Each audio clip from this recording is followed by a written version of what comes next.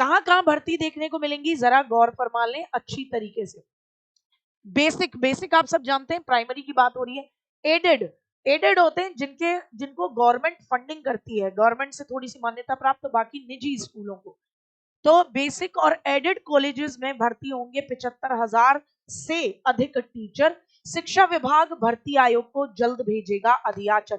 50,000 शिक्षक बेसिक स्कूलों में भर्ती होंगे और 25,000 टीचर एडेड इंटर कॉलेजेस में भर्ती होंगे। एडेड इंटर कॉलेज क्या होते हैं?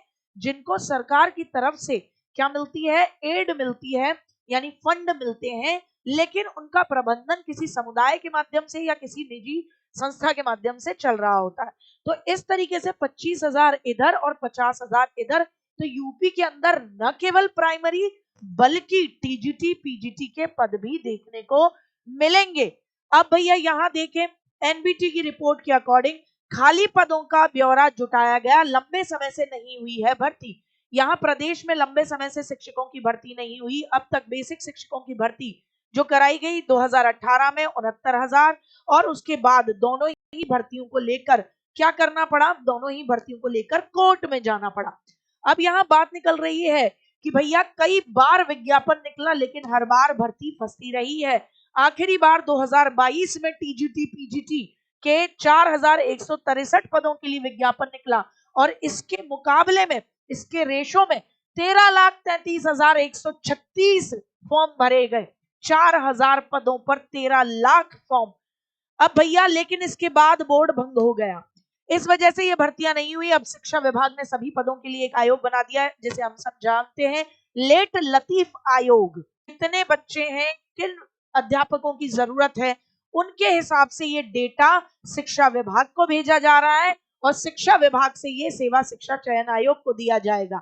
सरकार कितनी भी नालायकी करे, लेकिन यहाँ ये भर्तियों का जो इनका कहना है कि भैया अनुपात और समानुपात बराबर है, वो सेवा शिक्षा चयन आयोग की तरफ से, जो शिक्षा आयोग की तरफ से जो भेजा जाएगा आंकड़ा, उसी में क्लियर हो जा रहा है। और रिक्त पदों का ब्यौरा सामने आ चुका है, और सरकारी डिपार्टमेंट से आया है, किसी अन्य व्यक्ति से नहीं आया है कि आपने, मैंने या किसी अपोजिशन पार्टी ने निकाला हो।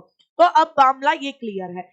ऐसे ही भैया आप महिला अध्यापिकाओं की नियुक्ति होती है, उसकी भी 2025 में वैकेंसी निकलेगी। कारण यह है 2024 में पहले तकनीकी पेच के चलते ये फंसा दी गई थी, और अब प्रदेश में 746 कस्तूरबा गांधी बालिका विद्यालय या 8वीं तक कक्षा तक चलते हैं और पूरी तरीके से आवासीय है, रेजिडेंशियल है। सरकार ने इनको अपग्रेड करने का फैसला लिया है कि भैया 8वीं से ऊपर 9वीं 10वीं 11वीं 12वीं, तो कस्तूरबा गांधी बालिका विद्यालय में बच्चियों के लिए, गुड़ियाओं के लिए, जिन्होंने सीटेट कर रखा है, उनके लिए एक अच्छा मौका आएगा। न केवल 8वीं तक में, बल्कि आगे 9वीं 10वीं 11वीं 12वीं टीजीटी पीजीटी की भी तैयारी आप कर रहे हैं, तो ये आपके लिए एक बेहतरीन मौका होगा आने वाले सत्र में, यानी 2025 में। और यहाँ तो मुंह पे तमाचा पड़ ही चुका है सरकार की तरफ से निकाली गई बातों पर कि भैया अनुपात समानुपात बराबर है। बाकी आप सब जानते ही हैं, शिक्षा सेवा चयन आयोग ने रिक्त पदों का मांगा ब्यौरा।